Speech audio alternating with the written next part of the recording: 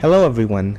As you all know, Geometry Dash is not a well-optimized game. It wasn't meant to be able to support levels with so many objects, so optimization is something that matters a lot for levels. I mean, levels with bad optimization are unplayable for players with bad devices, so it's a pretty big deal to make sure everyone can play your level without any performance issues. I would say optimization is the most overlooked part of creating. Not many people talk about it, a lot of people don't even do it, and in general it is much more important than people make it out to be. However, this was not always the case. Before update 1.9, optimization was something that never needed to be worried about because of the editor having a lower object limit, very few triggers, and very few animated objects. The only time there was a problem related to bad optimization before 2.0 was with Press by Sarpanch. It originally had 104k objects which made RopTop give it a rate only instead of a feature due to the lag, and although some lower end devices couldn't even open the level was actually later optimized for 70k objects, which is still more than it should have for a 2-minute level from 1.9, but still an improvement. Slowly as time passed, the average number of objects in the level started to increase, with levels becoming complicated and far from what they used to be with people making literal movies in the editor. And nowadays, the editor has many more triggers and objects to work with compared to 1.9 and 2.0. The object limit without external modifications is 80k, but you can use hacks to bypass this limit to use practically infinite objects. This unfortunately also leads to people just forgetting about object count completely, which in turn leads to levels going far past the 80k limit. An example would be a Daydream Journey. This level from 2017 has 336,000 objects and was at one point the most objects in a rated level. This section alone is 60k objects. Even Nexus can't run this level. I'm also pretty sure this is the only video of him where he lags this much. Keep in mind this is a 5-star, so it's going to be played by a lot of people. At this point I should probably explain object density.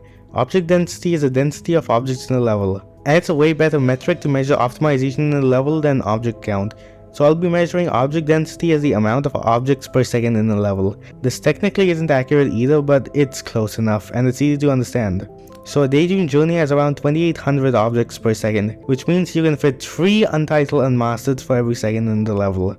I've also noticed that mega collabs always have worse optimization than a lot of solo or small collabs. This is because for mega collabs there will be many different styles throughout the level with many different creators, leading to inconsistent optimization, and also objects are not reused between parts. On the other hand, Blee is an amazing creator and easily one of the best optimizers in the game, if not the best. They made what the community considered to be the best eye level of 2022 in 39k objects, which is absolutely insane, and Addict is known to be the most object-intensive style. He also released his new level, Change of Scene, that is 3.5 minutes with 2 different modes in it, and it doesn't even pass the object limit. It's in fact under 70k objects for 7 minutes worth of deco, yet it is now considered the best level in the game by many. There's almost no competition for anyone else that can optimize like him. It's 334 objects per second, which may sound bad, but you have to remember that this level literally has 2 different modes in it, so it will be far lower if I calculated for each mode separately. And also the level has a lot of 4 times speed. People say that stuff like white space is mind-blowing, but for me, the optimization in Blee levels is impossible for me to grasp with how high quality the levels are. You really don't need to go past the object limit to be able to make masterpieces like Change of Scene. Another example of amazing optimization is Wee Wee by Yellowfuff. Somehow this level is 15k objects and only 200 objects per second. Though once you start looking at the level at a slower speed, you will be able to notice where some corners were cut, but it's not too easy to notice at full speed, so it's fine. This shows that for good optimization, it's important you don't waste a lot of objects on something that will not be noticed by most people seeing the level. Keep in mind, not everyone will notice small details on a compressed YouTube video or when playing the level because people will focus more on the gameplay than appreciating the deco. Sadly, I've seen a lot of people not caring about optimizing their levels after finishing them, both for solos and for mega collabs, due to either laziness or simply not caring about playability. I think people that don't care about optimizing their levels don't consider that your level will actually be played in GD. Like, you have to remember that most GD levels are meant to be played and not just watched on a YouTube video.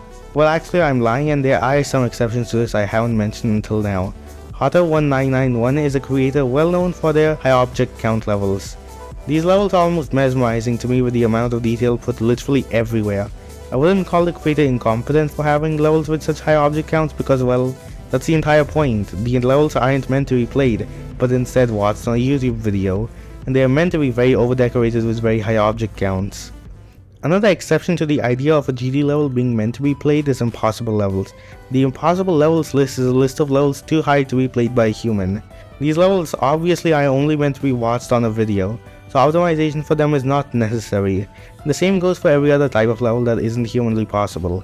Still though, there's a lot of levels that are clearly meant to be played by a human, but are still showcase exclusive in full detail just because the creator didn't bother with making the level as optimized as possible for the best player experience.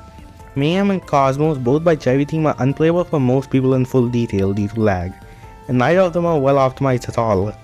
Also, because both of them are extremely difficult levels, it is essential that any player that plays the level doesn't get lag spikes mid-attempt, which would kill them. Thankfully though, I've seen Cherry Team saying that they will actually be optimizing Mayhem, and also Akosmo did recently get optimized a bit.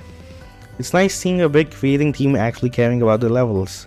Now for some ways to optimize your level. The most basic way to optimize is to delete any off-screen objects that the player can't even see, so the game doesn't need to render as many objects. Scale hacking solid-colored blocks is also a good way to optimize, though I would not recommend going past around 40 times scale, since the object may just not load correctly in game if it's too close to the edge of your screen. Also, you shouldn't scale hack glow too far, since it will appear grainy, which can ruin the immersion of your level. You can also toggle off entire parts of levels until you get somewhat close to the player, by activating parts in front of the player when you get close to them, and parts behind the player once you have passed them. Make sure to be very careful with what you are deactivating, especially for follow player X and Y objects. Castlevania does this very well in an interesting way. The level is actually quite unique from other levels, as there are many parts vertically that you can choose from, that extend all the way from the ground to the ceiling of the editor. Since GD renders visuals in chunks that go all the way from the top to the bottom, by default the game will load all of the paths above and below you, even if you aren't going through those paths. So what the hosts did is that the level will only load in the paths that you are in by using touch-enabled toggle triggers, and all the other paths are deactivated. While the level is 400k objects, the optimization makes it have far less object density because of only some paths being loaded, improving performance while playing the level. Trigger optimization is also very important. Having a lot of moving objects, or a lot of pulse and color changes, or a lot of rotating stuff all causes lag, so try to minimize the usage of them if possible. You should also use the stop trigger to stop any trigger that is no longer useful, like a move trigger that's moving a block that was made invisible at some point in the level. Also, if you just want to reduce object count, you can use spawn triggers to make the same set of triggers activate at a certain point of a level, or use spawn loops to make some trigger consistently activate. They are also just more convenient, so I would recommend them anyways. You can use text objects with different fonts to create cool shapes that would normally be much harder to make by hand. Though you should keep in mind that text does use more memory, so it's better to treat it like each character in a text object is one object, even if that's not how the object count in the editor treats it. You can also optimize by repeating a background by repeatedly moving it in front of the player like I'm showing on screen. Of course, you can only apply this if your backgrounds are repeating, and you also have to be careful to make the move triggers perfectly align the background to its correct position. If you really want to optimize the level the most you physically can by cutting the most corners, you can also optimize the layout of your level by scale hacking your gameplay blocks to reduce object count instead of using the normal one-time scaled blocks. You can even take it a step further by deleting gameplay objects that you know for certain can't be interacted with during gameplay. Of course, you will need to be very careful with what you are deleting so as to not create secret ways in your level. I would recommend just going through your level in layout mode or with hitboxes enabled to see any potential skips. And obviously this will not help much with optimization, but I guess you can use it to flex low object counts. Gshot did make a video a while ago that explains this concept better than I can, which I would recommend watching. Another way to make an object heavy level more playable for worse hardware is to add a low detail mode to your level. The idea of an LDM was first seen in Abyss by Funny Game, released in 2.0, using a touch-enabled toggle trigger at the start of the level to remove some detail, so it reduces lag on lower-end hardware. Nowadays though, it's just possible to turn any selected object not appear when opening the level with the LDM box ticked.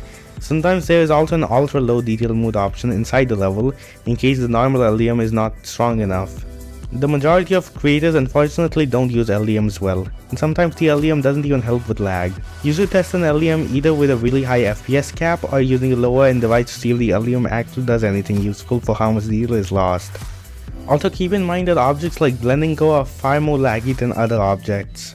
The ideal LDM is one that can reduce lag heavily on a level without having to sacrifice a lot of quality. After all, the point of an LDM is to let players be able to play a version of your level if they can't run full detail, while still giving a similar experience to full detail. Astronium Dementia is a space-themed easy demon from 2019, and what I want to focus on is its LDMs, plural, because it has 4 separate LDM settings so you can choose how much detail you want. I think more levels should have something like this where you can choose how much detail you want, unlike some other levels where you get to choose either full detail or layout. There are also many LDMs that can literally nerf a level if they remove visual obstructions that normally make a level harder, which is a big problem because it puts anyone playing on full detail at an immediate disadvantage. A creator somewhat well known for making visually nerfed LDMs is Jonathan GD. His LDMs turn his levels into layouts almost every single time. The worst case of this is easily in Butiti 3.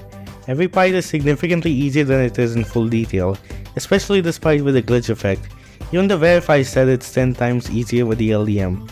But there is one major exception to this, a level by him that has the complete opposite of a low detail mode. Addict Travels is one of the very few levels I've seen which has a high detail option. I guess it was so laggy that Jonathan had to make a low detail version of the level be the default. I do think it's kinda weird that you have to go out of your way to click this toggle orb to see the level in its best form.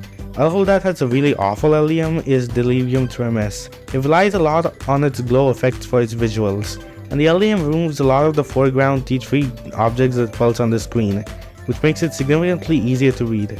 I'm honestly not sure why they even removed the foreground glow pulses because that definitely was not the thing that caused lag. It might have been better to keep that in and remove other non-foreground details. The best thing to remove an LDMs are usually blending gradients, just gradient objects like glow in general, but also animated objects like all the electricity and liquids here. But when making an LDM, remember to remove the least noticeable things, so the level doesn't look awful on LDM.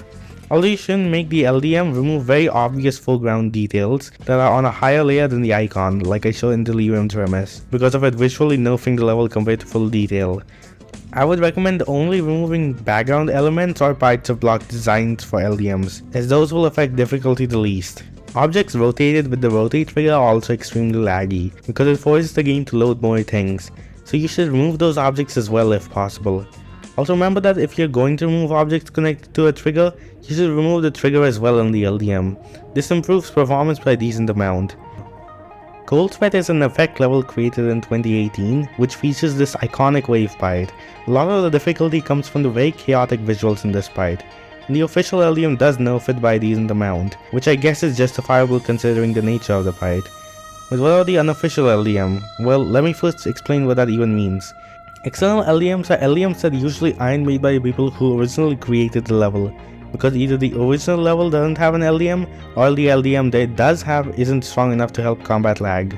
These seem to be more common for extreme demons because having a decent LDM is much more important for extremes than other difficulties, due to every click having a much smaller window of time to click than in other difficulties, so it's much more important to not lag for them. Coming back to Cold Sweat, some of the people beat the level on an external LDM that made the wave look like this. It was extremely controversial on if these were real Cold Sweat completions. I should probably clarify right now that I'm not trying to discredit anyone's achievement that used the LDM, however I don't think it personally counts as a Cold Sweat completion, because of how much easier the wave is to look at. This serves as a good example of what the problems with external LDMs for the highest levels in the game. For normal levels with inbuilt LDMs, it's pretty clear that the LDM will always be fine because it's literally in the original level, but for the external ones, it's much related to your opinion on what should count as a completion or not. How little detail is too little. There are also a lot of people that say any type of external LDM is not a real completion because, well, they aren't made by the creator of the original level, so they aren't official, and in most instances are significantly easier than the original levels, though I don't agree with this idea. This all anyways doesn't really matter if you aren't planning on submitting to a list, and instead playing for personal achievement. One last small thing I want to mention is that most of the people making these LDMs aren't too experienced with creating, and since they aren't the original creators, they don't know how a level is organized, which leads to some external LDMs accidentally hide nerfing or buffing a part of the level. This orb in Epsilon is supposed to rotate around this glow piece, but it doesn't on the point equate LDM because this glow piece was deleted. That glow piece was the center of the rotation, so the timing is much harder. Things like this are very difficult to notice when making an LDM, and lead to people beating harder or easier versions of levels without realizing. Optimization is much more important than the community makes it out to be, and creators should be putting a bigger focus on it than they currently are. And same goes for making good LDMs. It feels like both of them are considered afterthoughts, and I wanted to highlight their importance in this video. Anyways, well, that's all I have to say about this video. This is my first time doing script writing or even just talking for a video. This video took me a few months on and off to make, and also thanks to Decepticon7 and Blanket Addict for helping a bit with revising the script, and Aktimoose as well for like one line. This video would be absolute garbage if it wasn't for their help. I obviously couldn't put all my thoughts in this because it would be way too much for a single video. Also like, subscribe and comment if you want more content related videos because I did have fun making this. Thanks for watching and goodbye for now.